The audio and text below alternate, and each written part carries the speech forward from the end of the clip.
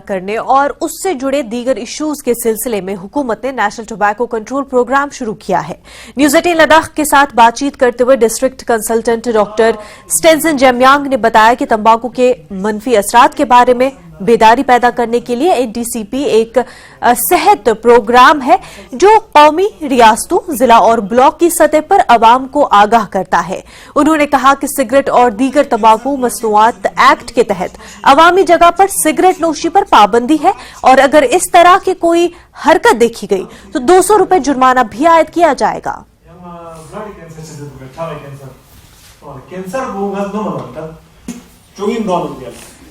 दपे ना पता छाव छेटो मगर बिलीव चोई ना आप मुझे सबूत दिखाओ, मतलब ऐसा एविडेंस दिखाओ कि आपका बुथेन। आज हम बात करने जाएंगे नेशनल कंट्रोल टोबैको प्रोग्राम के बारे में। तो इसी विषय में हमारे साथ बात करने के लिए जुड़े हैं district consultant doctor Stanzin Jamyang ji. तो सर, ये नेशनल कंट्रोल टोबैको प्रोग्राम क्या है सर?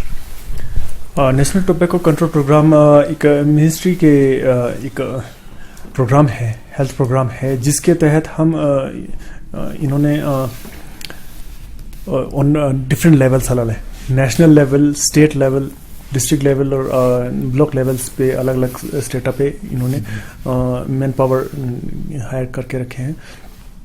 तो टोबैको को बेसिकली कंट्रोल करना है, तो धीरे धीरे शुरू में कंट्रोल करेंगे, फिर धीरे धीरे एलिमिनेट करने की इनका गवर्नमेंट का प्लान है। तो इसी विषय में अभी यहाँ पर जो सीएमओ ऑफिस में काफी दिनों से 2-3 दिन से यहाँ पर प्रोग्राम चल रहा है सर, उसके बारे में बताएंगे कि किस में चल रहा है, क्या है सर? जी, हमारा ये 3 दिन का प्रोग्राम था। 2 दिन का 2 बैचेस में सरपंचेस को देना था। तो हम एक बैच पुलिस सब इंस्पेक्टर्स एंड एसएचओस को देने थे। तो जो लॉ को इन्फोर्स करेंगे पुलिस वाले, तो हमारे साथ ये मेन हेडक्वार्टर में लॉ को इन्फोर्स करेंगे, जो कि कोतपा लॉ करके नाम आता है, cigarette and other tobacco products act 2003, जो कि 2003 में आया था। अब 2008 में हम अगले 5 ईयर प्लान में एनटीसीपी करके प्रॉपर बॉडी बनाई गई नेशनल लेवल पे, और जो इसको रिस्पॉन्सिबल होगा कि टोबैको को कंट्रोल करे थ्रू अवेयरनेस, इन्फोर्समेंट,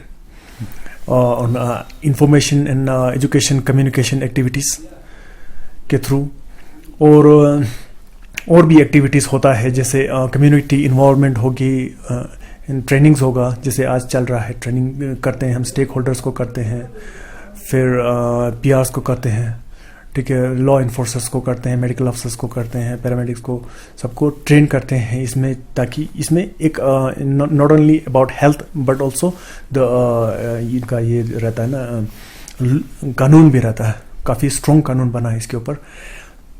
जी, तो जब हम बात करते हैं सर कोतपा के बारे में, तो अभी भी ले में कोतपा रेगुलेट हो रहा है सर, कि या फाइन अभी भी चार्जेस हो रहा है सर? किस तरह चल रहा है सर कोतपा का? हाँ जी, हम कोतपा को अभी इन्फोर्स तो करते हैं। सेक्शन 4 कोतपा हमारा ये होता है कि पब्लिक प्लेस में स्मोकिंग नहीं कर सकता, ठीक है। सेक्शन 4 में हम 200 रुपये तक का फाइन ले रहे हैं अभी। फिर उस पे इसको कंट्रावीन कोई करता है तो उसको 2000 तक का फाइन का प्रोविजन है, with 3 to 6 month of imprisonment भी हो सकता है। और तो इस तरह अगर कोई दुकान में या कोई पब्लिक प्लेसेस में या होटल्स में, रेस्टोरेंट में ऐसे स्मोक करे, तो अगर वो कोई कंप्लेन करना चाहे तो कैसे संपर्क कर सकते हैं सर आप कैसे? ये हमारा कोई इस तरह का करता है तो एक तो हमारा जैसे लोकल एसएचओ को कांटेक्ट करे, उसके बाद हमारे पुलिस डिपार्टमेंट इस पे एक्ट करेगा।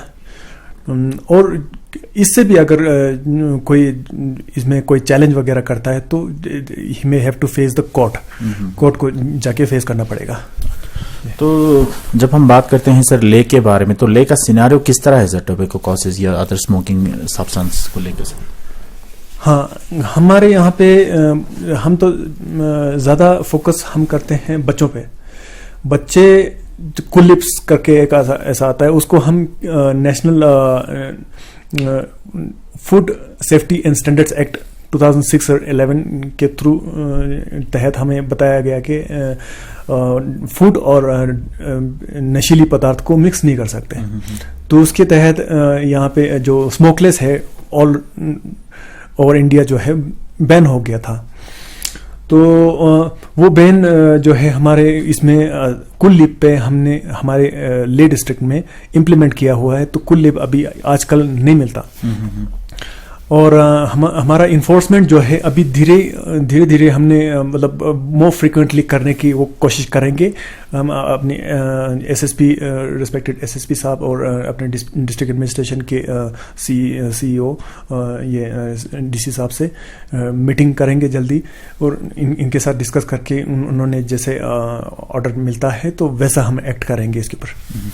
तो रिस्क ऑफ स्मोकिंग की बात करें तो बॉडी में किस तरह की रिस्क रहता है सर स्मोकिंग की वजह से? हाँ, स्मोकिंग से ऐसा कोई बॉडी ऑर्गन नहीं है जिसको नुकसान नहीं होता। नुकसान तो हर जगह होता है।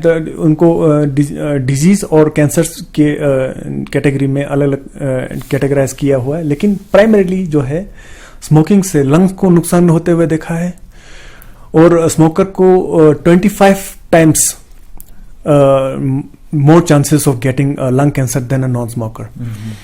तो पेट का कैंसर भी होता है जो कि सब नंबर 1 एंड नंबर 2 किलर्स है।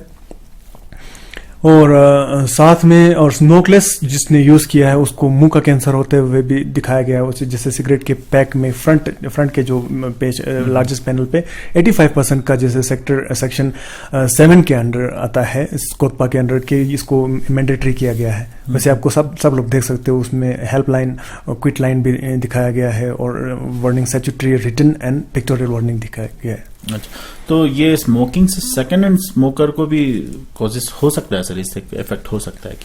सेकेंड हैंड स्मोकर को 10% जैसे होता है। 6 मिलियन लोग यानी 60 लाख हर साल दुनिया में लोग मरते हैं, 60 लाख से ज्यादा मरते हैं। उनमें से 6 लाख लोग कहा जाता है कि सेकेंड हैंड स्मोकिंग की वजह से मरते हैं। तो डाटा बताएंगे तो कैंसर का तो किस तरह ऑल ओवर इंडिया में किस तरह है सर? ऑल ओवर इंडिया में? Yes sir, all over India में कैंसर का डेटा तो अभी मेरे पास नहीं है फिलहाल, लेकिन डेथ के कहा जाए तो 13 लाख से ज्यादा एक साल में इंडिया में मरते हैं एट्रीब्यूटेबल टू स्मोकिंग। और जैसे 3700 से ज्यादा लोग दिन का मर जाता है। ठीक है। और नॉट ओनली फ्रॉम कैंसर, वो हार्ट अटैक भी जो है, हार्ट अटैक भी ट्वाइस ज्यादा होता है स्मोकर्स में। और उसके साथ कार्डियोवास्कुलर डिजीजेस होता है और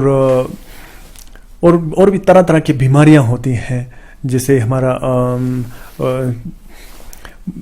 लंग्स के COPD करके क्रोनिक लंग डिजीजेस होता है। ठीक है। ब्रेन स्ट्रोक्स होता है और वेराइटीज इवन हमारा उंगली जो है ना, उंगली भी नहीं बचता सिगरेट की वजह से जो कैंसर होता है, उंगली को भी कैंसर होते हुए एविडेंस है। तो सर आपको क्या लगता है कि कौन से एज में ज्यादातर ये एडिक्ट होता है सर? अच्छा, कहते हैं कि यंग लोगों को ज़्यादा एडिक्शन होने का ज़्यादा रहता है। जिसने यूथ में पिया है वो लाइफ भर ज़्यादा पीने का ज़्यादा चांस रहता है, ऐसा यूथ पिया है। तो सर डिपार्टमेंट की तरफ से अभी तक वेराइज अलग अलग जगहों पे भी दिया होगा प्रोग्राम, तो उसके बारे में क्या कहेंगे सर? इसके बारे में कहाँ तो फार फ्लंग्स एरिया में भी आप देते हो सर इस तरह के अवेयरनेस प्रोग्राम? जी हम हमारा प्राइम फोकस जैसे मैंने पहले भी कहा कि यूथ को रहता है, क्योंकि यूथ में जैसे एडल्ट एडिक्ट होता है तो उसको इतना ज्यादा इफेक्ट नहीं होता जितना यूथ को होता है। क्योंकि यूथ का पहले अभी कैरियर बन ही रहा होता है तो उनको अलग ही डायरेक्शन में चला जाता है अगर ये एडिक्शन में चले जाए तो। स्मोकिंग जो है गेटवे टू ड्रग्स कहा जाता है, ड्रग्स एंड क्राइम। उसके बाद क्राइम ऑब्वियसली वहां से फॉलो होगा। ठीक है। तो स्मोक करेंगे तो वो अलग डायरेक्शन में जाएगा। एक one good action is followed by another good action. Same goes to the bad action. It will obviously be followed by bad actions. Series of bad actions like जैसे होता है कि सिगरेट पीने वाले लोगों का एक अलग सा एक सोसाइटी बनता है बच्चों का, तो वो पढ़ाई की तरफ जाने का चांस बहुत कम बन जाता है उनका, तो क्राइम्स और ड्रग्स में चले जाएंगे।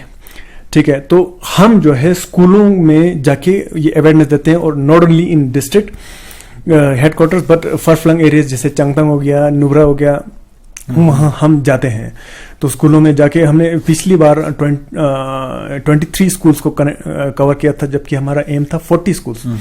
तो इस बार ही हमें ये था, हमारा टाइम फ्रेम बहुत कम रहता है ना, कि फ्यू मंथ्स ही हमारे पास होता है, क्योंकि सर्दियों का टाइम तो छुट्टी होता है, तो बीच में एग्जाम हो गया, फिर बहुत सारे हॉलीडेज होते हैं बीच में, फिर स्कूल का अपना अपना इंगेजमेंट होता है, not only our own program. अब बहुत सारे प्रोग्राम स्कूलों में चलाया जाता है आजकल, है ना, तो इसलिए हमारे पास बहुत कम समय रहता है, जिसके अंदर हमें स्कूलों को, अभी हम अगले टाइम में करेंगे, एक हफ्ते में 6 स्कूल कवर करने का प्लान करेंगे, फिर उससे हमारा ज़्यादा टारगेट जो है टाइम पे कवर होगा, क्योंकि मैक्सिमम नंबर ऑफ हम स्कूल्स को कवर करके टॉफी गाइडलाइंस के थ्रू हम स्कूलों को टोबैको फ्री कोशिश करेंगे बनाना, क्योंकि स्टूडेंट्स आर द फ्यूचर। जी सर। तो सर लास्टली किस तरह का मैसेज रहेगा हमारे दर्शकों के लिए कि इस रिस्क के बारे में, या जो भी स्मोकिंग या जो भी सब्सटेंस यूजेस करते हैं? Yes sir. सबसे पहले तो स्टार्ट ही ना करें, ठीक है। स्टार्ट अगर करते हैं, स्टार्ट करते हैं तो फिर उसके बाद आपको जल्दी से जल्दी छोड़ने की कोशिश करना है, क्योंकि ये जो है ना दलदल की तरह है, जितने अंदर हम जाएंगे हम उतना फंसते जाएंगे। अगर कोई छोड़ना चाहे तो एसएनएम हॉस्पिटल में काउंसलिंग सेंटर भी है, वहां जाके कर सकते हैं। जी कर सकते हैं। तो एक और बात कहना चाहूंगा कि इन दिनों हमारे यहाँ पे एक बात चलन चली थी कि पार्लियामेंट में भी एक कमेटी बैठा गया था, जिसमें ये हुआ था कि लूज सिगरेट को जैसे बंद किया जाए। लूज सिगरेट को बंद करने का हमारे पास दो कानून के तहत हम बंद कर सकते हैं। एक तो कोतपा में सेक्शन 7 आता है, जिसके तहत कहा जाता है कि जो सेल करते हैं उस पर वार्निंग होना चाहिए। अब लूज सिगरेट में इसके ऊपर वार्निंग नहीं लिखा होता, ठीक है, तो वार्निंग नहीं लिखा होता तो वो आप बेच नहीं सकते हो, ठीक है। वो सेक्शन 7 के तहत वो हो गया। एक लीगल मेट्रोलॉजी एक्ट करके आता है ना, सेक्शन 36। उस सेक्शन के तहत आप कोई भी चीज इसमें दुकानदार, उसमें क्या कहते हैं, होलसेलर भी आता है, और ज्यादातर ये उसमें से जो इसका कानून का उल्लंघन करता है वो तो रिटेलर ही होता है, जो कोई भी पैकेट को खोल के नहीं बेच सकता, क्योंकि उसमें वार्निंग नहीं लिखा होता, उस पर डेट ऑफ मैन्युफैक्चर नहीं लिखा होता, उस पे कंटेंट ऑफ निकोटिन नहीं लिखा होता, कुछ इसमें क्या कंटेंट है, एक्सपायरी डेट वगैरह कुछ नहीं, कंपनी का नेम कुछ नहीं।